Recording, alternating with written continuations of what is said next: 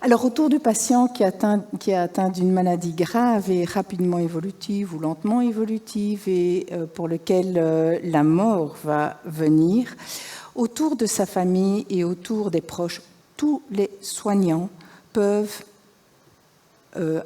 soutenir le patient, l'accompagner et proposer des soins palliatifs. Quand j'entends tous les soignants, c'est bien entendu ensemble. Et il s'agit les soignants paramédicaux, les aides-soignants, les diététiciens, les psychologues, les kinés, les médecins et également les aidants proches.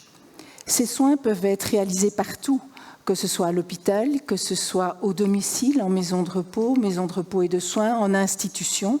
Et il s'agit de soignants de première ligne. Certains ont des formations, d'autres n'en ont pas. Et ils peuvent toujours faire appel aux équipes de seconde ligne. Ces équipes de seconde ligne, ce sont les équipes d'accompagnement, accompagnement au domicile ou accompagnement, les équipes mobiles de soins palliatifs qui sont dans les hôpitaux et pour lesquels à la fois les missions et les financements sont déterminés, coordonnés et écrits au niveau d'arrêtés royaux déjà depuis de nombreuses années. Les équipes mobiles, pour 500 lits, par exemple, au niveau des hôpitaux, pour 500 lits, on a un demi-médecin, un demi-infirmier et un demi-psychologue. Et libre à chaque hôpital d'ajouter d'autres paramédicaux ou médicaux s'ils le souhaitent.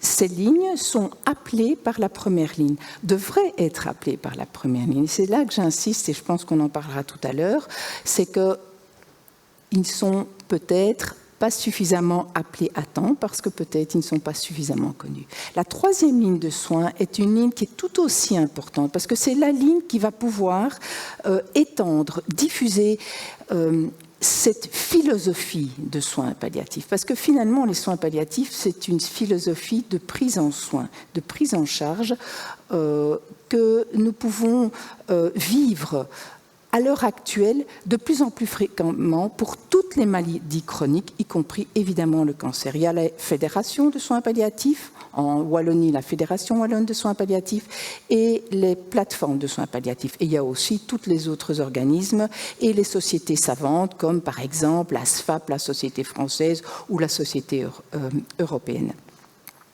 En Wallonie, il y a une fédération. La fédération est située à Namur et elle est entourée de 9 plateformes. Et vous voyez sur le site de la fédération les 9 petits points qui représentent les 9 plateformes.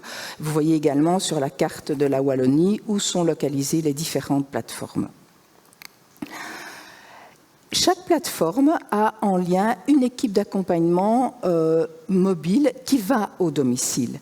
Par ailleurs, comme je l'ai dit tout à l'heure, chaque hôpital peut bénéficier ou doit bénéficier du soutien des équipes mobiles. Et au niveau de toute la Wallonie, il y a 20 unités résidentielles de soins palliatifs. Ce sont des petites unités de 6, 8, 10, 12 lits qui peuvent accueillir des patients en situation palliative et en fin de vie. Ce sont des unités qui les patients sont suivis par des soignants qui sont formés en soins palliatifs. Au total, en Wallonie, il y a 181 lits de soins palliatifs reconnus, des lits palliatifs reconnus. Alors calculons chacun très très vite le nombre de patients qui décèdent chaque année de maladies chroniques en situation palliative. 180 lits, c'est vraiment pas beaucoup. Chaque MRS a également des devoirs qui ont été déterminés en matière de soins palliatifs.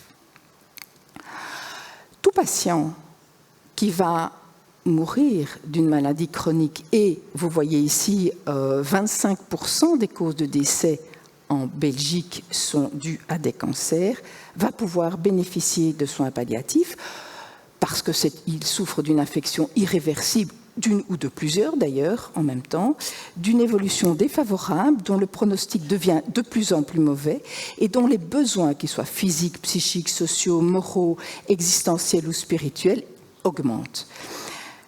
Et par ailleurs, les interventions thérapeutiques connues, reconnues et pour lesquelles on en fait encore de nombreuses études, deviennent de moins en moins efficaces, ou en tout cas la balance coût-bénéfice, c'est-à-dire les effets secondaires ou le bénéfice en termes de bien-être pour le patient, eh bien, devient défavorable. Eh bien, chaque patient peut bénéficier de soins palliatifs et il entre dans une situation palliative.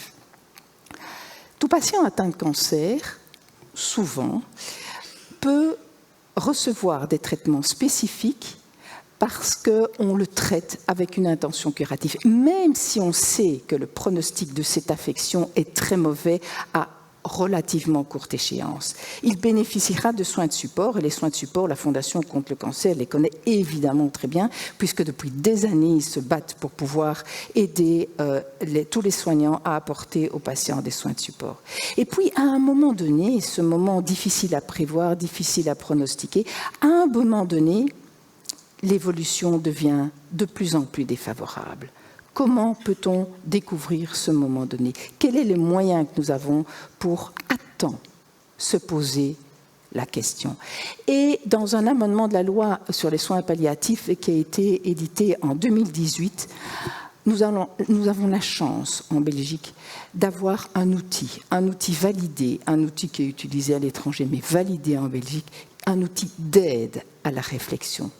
D'aide à la réflexion de tous les soignants ensemble, avec le patient et avec les aidants proches. Il commence par une question surprise que le médecin se pose, et par définition, si elle est surprise, il ne faut pas trop réfléchir, mais laisser parler son expérience et ce qu'on n'a pas envie de savoir, c'est-à-dire son instinct. Est-ce que je serais surpris si mon patient venait à décéder dans les 6 à 12 mois prochains?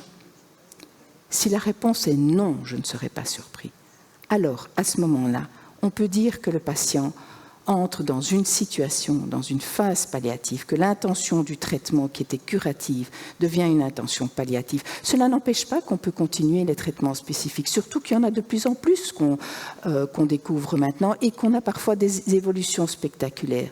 Mais c'est à ce moment-là que plus que jamais, il est important de demander au patient ce qui est bon pour lui et ce dont il a besoin ou envie pour vivre les derniers mois de sa vie. Et ce n'est pas au début de cette phase palliative que le patient va pouvoir bénéficier de financement en Belgique.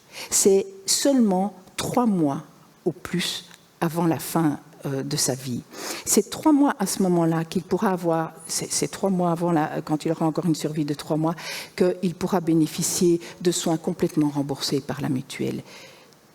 Et néanmoins, cette période où on a dans la tête que la situation, patient, soignant, a dans la tête que la situation est palliative, c'est une période essentielle. C'est une période essentielle puisque pour que plus de patients puissent bénéficier réellement de toutes les aides jusqu'à la fin de la vie.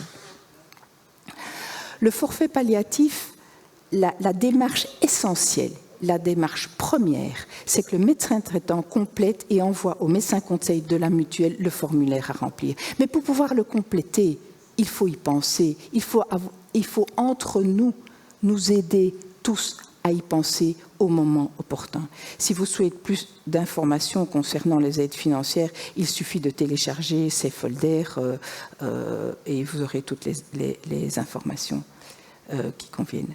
Guérir parfois. Traiter souvent, soulager toujours. Je vous remercie pour votre attention.